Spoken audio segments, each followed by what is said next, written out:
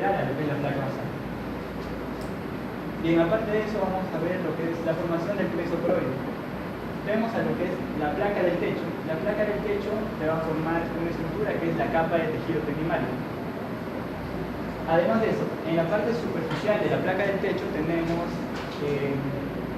vamos a tener una capa que te va a formar lo que es a la pía madre.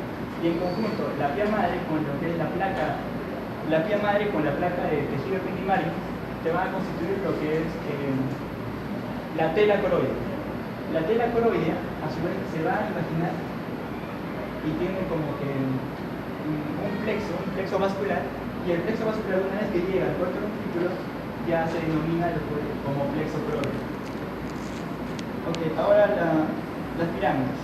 En la parte anterior de lo que es la médula oblonga va a haber fibras descendentes provenientes de la corteza cerebral. Estas fibras descendentes, que son motoras, van a, digamos que, abultarse y dar una impresión de como una eminencia en la región anterior de la médula oblonga.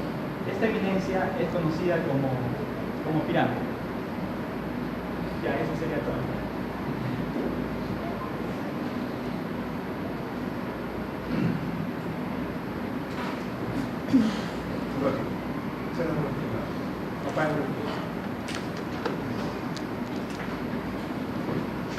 A ver, voy a tratar de hacer un resumen de cómo es la cosa.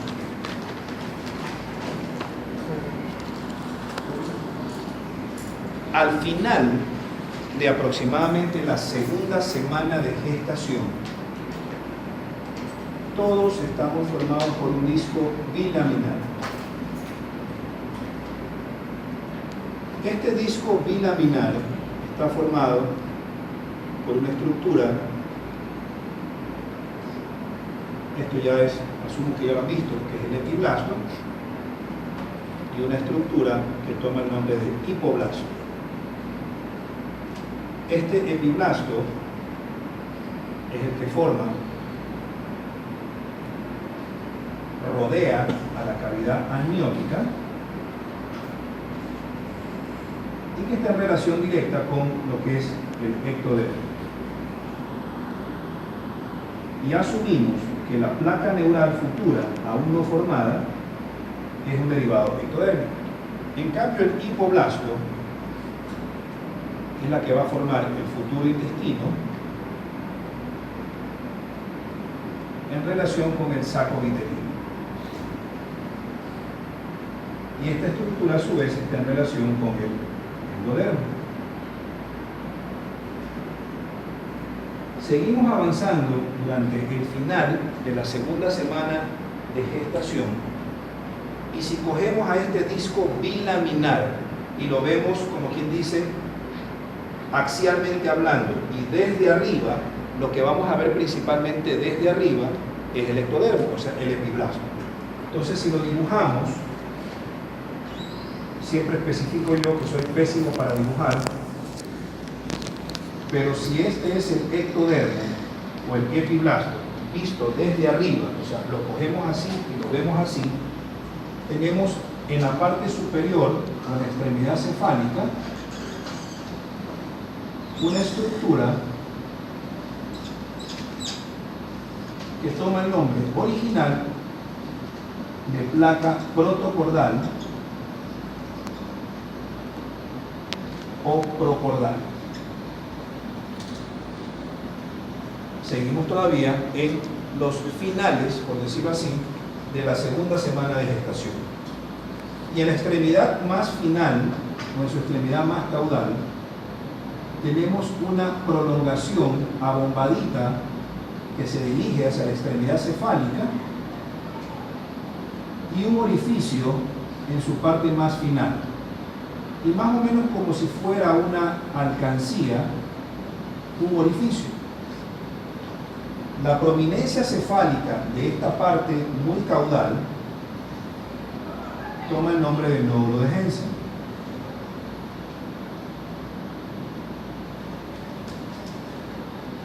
Y en cambio, lo que queda, o lo que está por debajo de él, toma el nombre de línea o huella primitiva.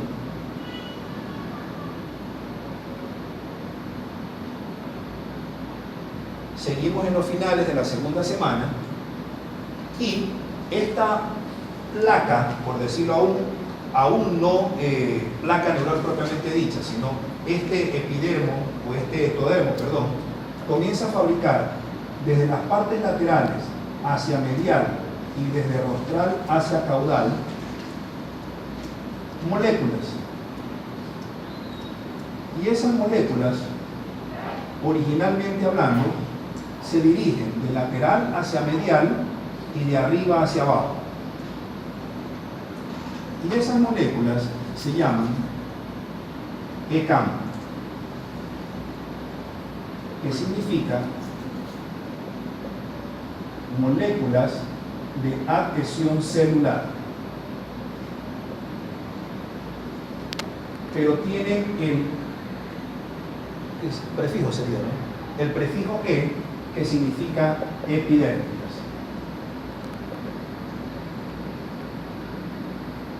Llega un momento en que todas ya caen en la parte más caudal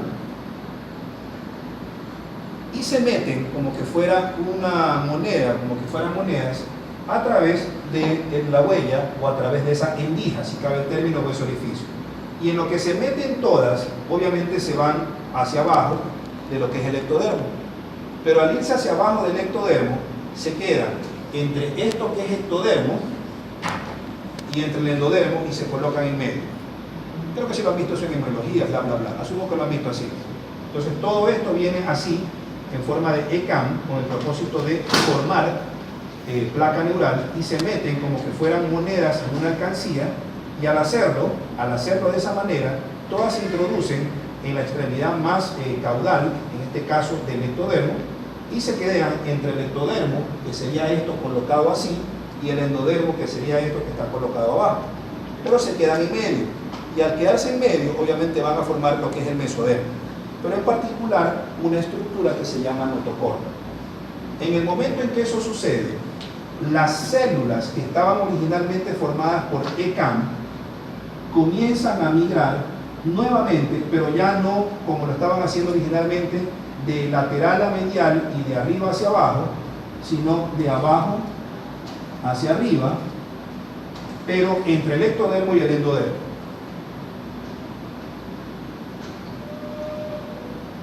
Y en el momento en que llegan aquí y se topan con la placa protocordal o procordal, en ese momento esas células ya cambian de nombre y se transforman en NCAM. NCAM y caterina. NCAM sería lo mismo que la antecesora, es moléculas de adhesión celular, pero nerviosa.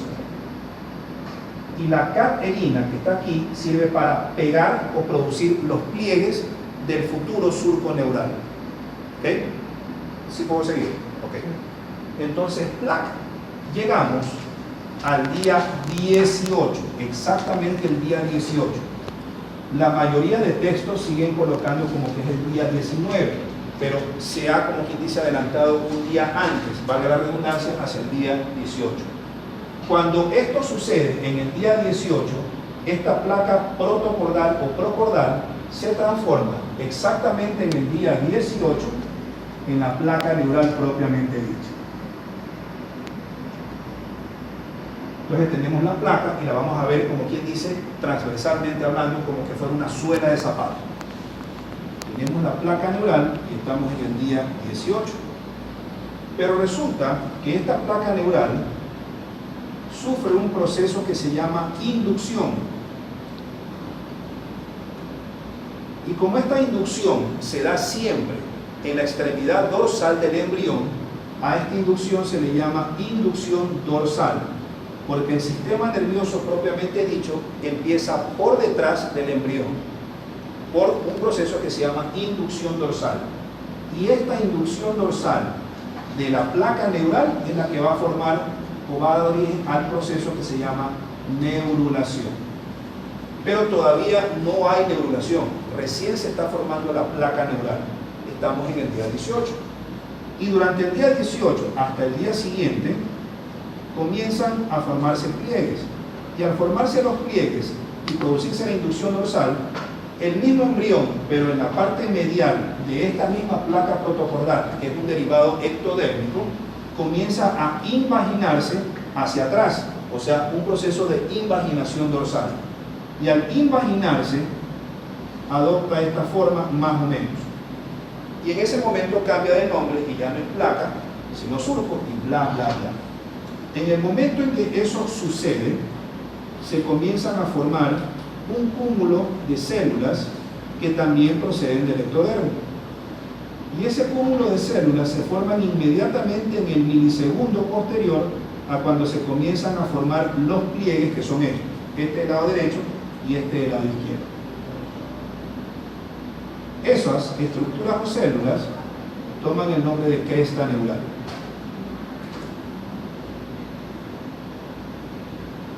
Esta cresta neural es básica para la formación de básicamente todo el sistema nervioso, por lo menos en la parte sensitiva.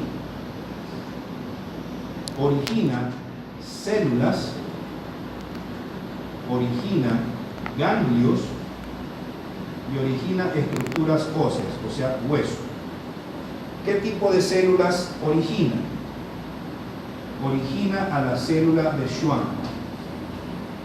Esta célula de Schwann es la que fabrica la mielina, pero del sistema nervioso periférico. Pero el hecho de que la célula de Schwann se forme o se fabrique en este día no significa que al fabricarse ya vaya a producir mielina. Y utilicemos el término que suelo decir animación suspendida. Se fabrica el elemento que va a dar origen a la mielina, pero aún ese elemento fabricador de mielina no fabrica la mielina, sino muchas semanas después. Es como que se queda aguantado y dice, ok, ya me fabricaron, pero aún no produzco nada. En este caso, mielina para el sistema nervioso periférico. Otras células que producen o que da origen es a la pía madre, propiamente dicha, a las aracnoides, a la médula suprarrenal y todos los melanocitos del cuerpo, con excepción de los de la retina, porque la retina tiene su propia fábrica, por decirlo así, de melanocitos. Por lo tanto, estos melanocitos invaden todo el organismo, pero con excepción de la retina pigmentaria, porque la retina pigmentaria tiene su propia fábrica de melanocitos. Por lo tanto, esta retina, o a esta retina no le llegan los melanocitos producidos por la cresta neural. ¿Qué ganglios también da origen? Da origen al ganglio de la raíz dorsal. En el mismo momento en que se forma el ganglio de la raíz dorsal, se forma el extremo distal de la parte periférica en relación con la sensibilidad, porque cabe recalcar, el ganglio de la raíz dorsal es quien recibe el flujo de lo que es sensibilidad, ya sea de esterosección, dolor y temperatura, o de propiocepción consciente. Y también origina el extremo proximal, que es el que va a llegar directamente a la médula espinal. También origina los ganglios del sistema nervioso autónomo y básicamente en particular a los del sistema nervioso simpático y uno que otro en relación al sistema nervioso parasimpático. Y también origina todos los ganglios sensitivos de los pares craneales, obviamente sensitivos. Y en relación al hueso, origina los huesos de la cabeza y en particular los de la cara. ¿Ok? Ahora, este surco se forma porque se están plegando los pliegues, valga la redundancia. Y este plegamiento generalmente se da 4 días después del inicio de la formación de la placa neural. Eso más o menos lo hace alrededor del día 22. En el momento en que esto sucede, tanto rostralmente hablando como caudalmente hablando, ya se ha cerrado prácticamente todo el surco en tubo neural, con excepción de la parte más rostral, y con excepción de la parte más caudal. A esas partes, tanto rostral como caudal, que aún no se cierran, a eso se le llama neuroporo. El de arriba, neuroporo anterior, y el de abajo, neuroporo posterior. Pero todo lo que está entre el anterior y el posterior, anterior arriba y posterior abajo, ya se cerró como si fuera una cremallera o un cierre de un pantalón. Pero arriba no se ha cerrado y abajo no se ha cerrado. ¿Sí? Ok. ¿Sí puedo borrar esto?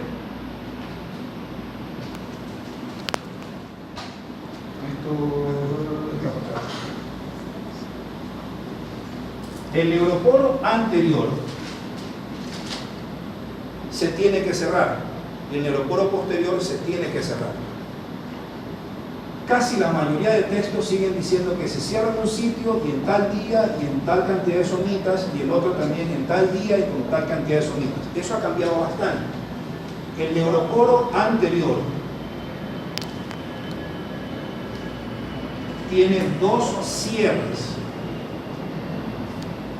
En cambio, el neuroporo posterior tiene 3 sitios de cierre. Eso de que se cierra en un sitio y el otro se cierra en el otro sitio es relativamente súper falso. El neuroporo anterior tiene 2 cierres, y de los 2 cierres hay un inicio de cierre y un final de cierre. El inicio de cierre es invariablemente en lo que les dije hace un rato, en el momento en que se comienzan a plegar los pliegues, valga la redundancia, alrededor del día 22. Pero el final del cierre es entre los días 23 y 24. Pero hay un detalle interesante. El inicio del cierre puede ser en varios sitios a la vez. Pero en cambio, el final del cierre siempre es en un solo sitio. Esto copia para dictarlas. El inicio del cierre se da en los siguientes sitios, que pueden ser variables dependiendo o independientemente de la persona. Uno puede haber sido en un sitio, otro puede haber sido en otro sitio. Los sitios del inicio del cierre son: 1, en la parte baja del bulbo raquídeo;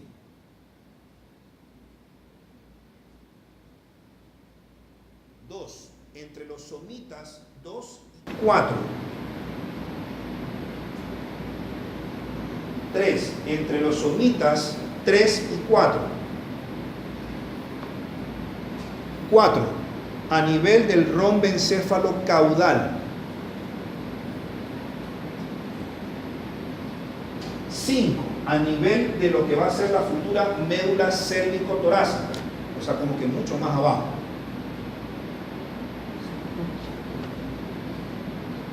6, a nivel del agujero occipital;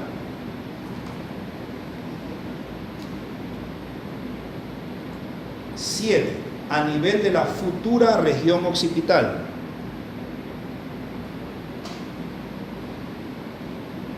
8, lo hacen invariablemente cuando están en algo que se llama estadio somito 7. O sea, recién hay 7 pares de somitas, 7 de cada lado, o sea, 14 en total. ¿Okay? Eso ocurre, vuelvo y repito, en el día 22. Pero en cambio el final del cierre, que se da entre el 23 y el 24, se da en un solo sitio, que es la lámina terminal.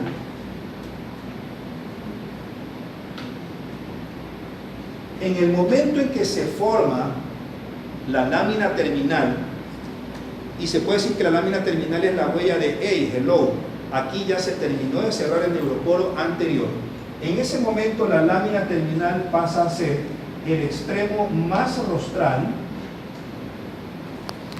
del cerebro anterior, o sea, de la vesícula prosencefálica. Y en el momento en que se forma la lámina terminal, inmediatamente empieza a formarse el prosencéfalo.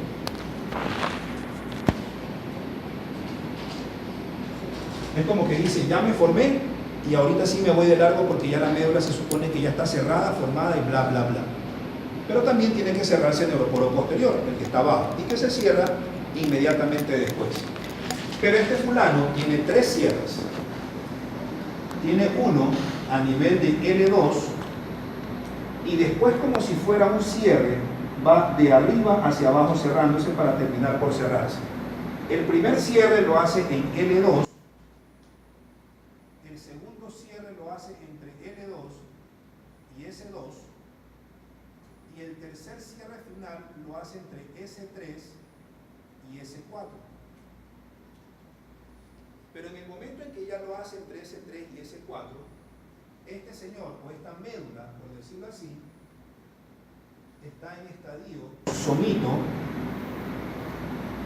32 o 34. O sea, hay 32 o máximo 34 pares ya de somitas. ¿Sí? Ok. ¿Qué pasa si el sistema nervioso central se lo deja por sí solo funcionar a la deriva? ¿A qué me refiero con esto? Que el sistema nervioso central, básicamente, es un sistema neuroectodérmico desde un principio. Al ser neuroectodérmico desde un principio, si nosotros dejáramos a la placa neural a la deriva de Dios, por decirlo así, todos nosotros fuéramos 100% sistema nervioso. Pero ¿qué es lo que ocurre? Básicamente el ectodermo y el mesodermo ventral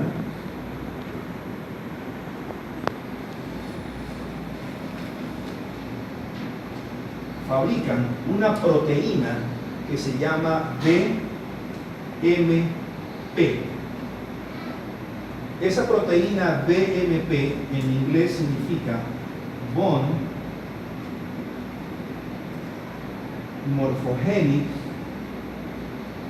Protein o proteína formadora de hueso. ¿Sí? ¿Sigo? Ok. Entonces tenemos otra vez a la placa.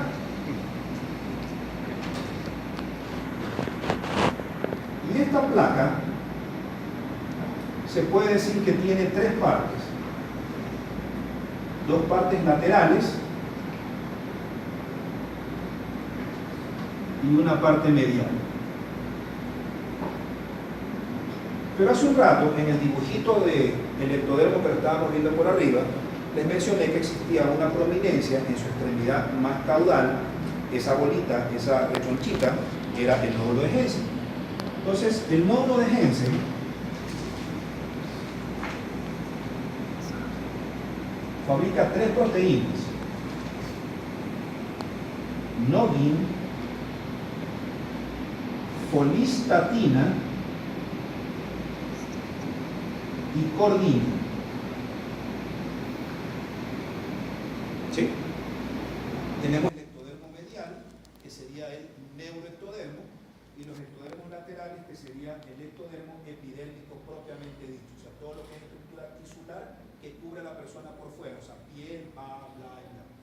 Este neuroectodermo y también los ectodermos laterales tienen receptores. Y esos receptores son receptores de la BMP.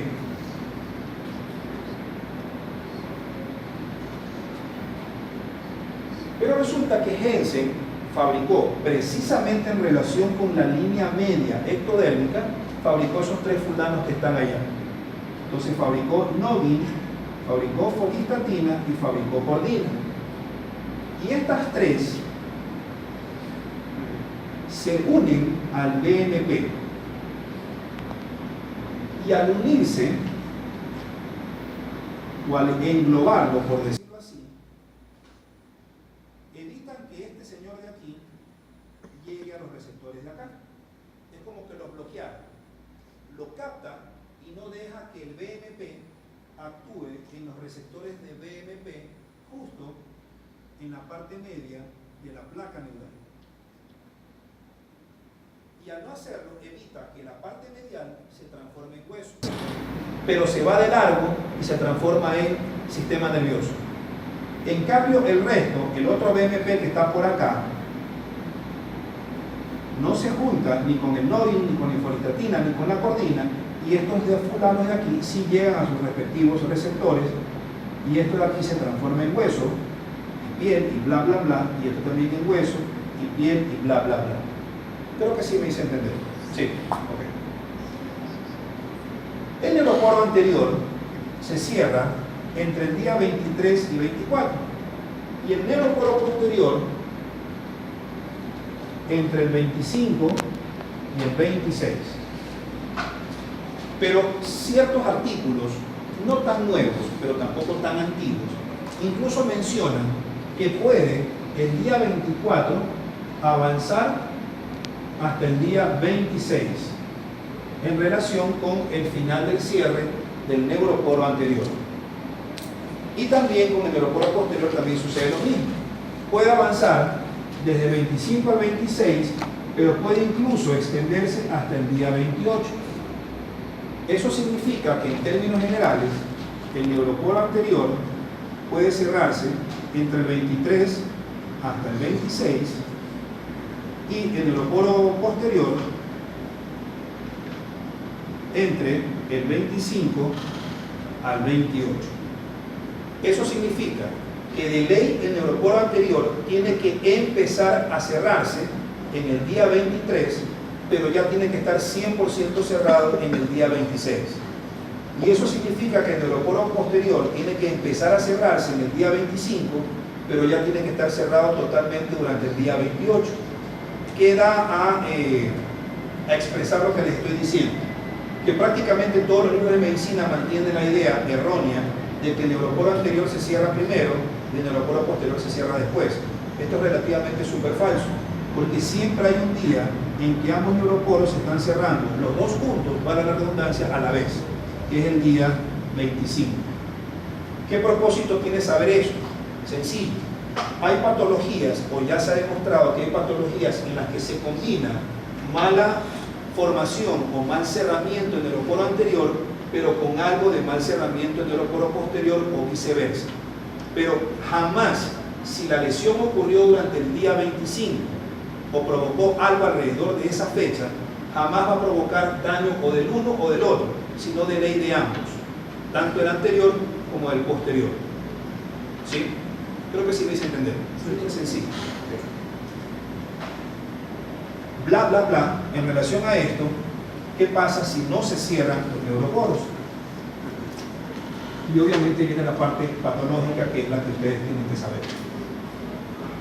Desde el evento más catastrófico y horrible que pueda haber congénito en relación con la formación de la médula, hasta el menos horroroso, son los 5 siguientes. La cranioraquisquisis,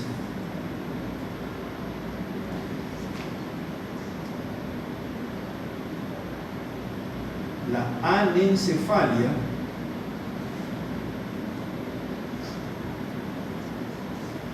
la mielosquisis,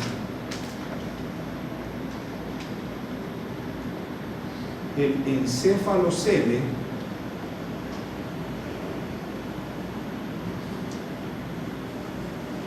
y el mielomeningocele.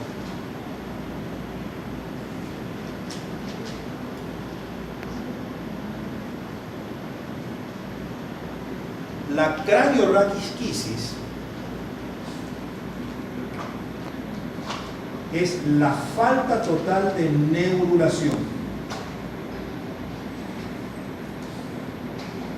No se provocó la neurulación. Me estaba olvidando de escribirles la neurulación, no se me acuerdo. No hay neurulación para nada, pero sí se formó placa neural. Ojo, el que se forme la placa no significa que la placa se va a someter a neurulación.